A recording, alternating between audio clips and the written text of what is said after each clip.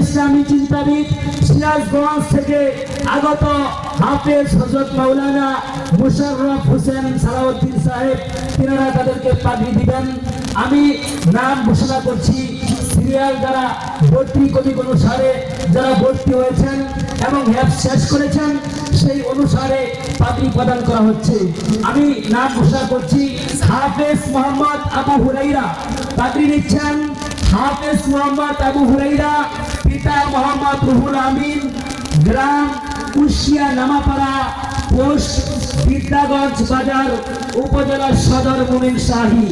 পাগড়ি নিচ্ছেন 2 নম্বর হাফেজ মোহাম্মদ আবু বকর সিদ্দিক, পিতা মোহাম্মদ মজনু মিয়া, গ্রাম চরিমাগুড়া, পোস্ট ঘুরাদাব, থানা সদর জামালপুর। পাগড়ি নিচ্ছেন হাফেজ মোহাম্মদ আবু রাইহান।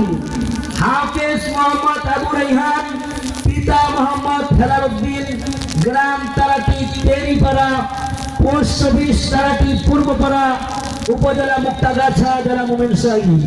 পাগড়ি নিচ্ছেন হাফেজ মোহাম্মদ হুসাইন আহমদ। পাগড়ি নিচ্ছেন হাফেজ মোহাম্মদ হুসাইন আহমদ, পিতা মোহাম্মদ ইসমাইল হোসেন, গ্রাম চরি।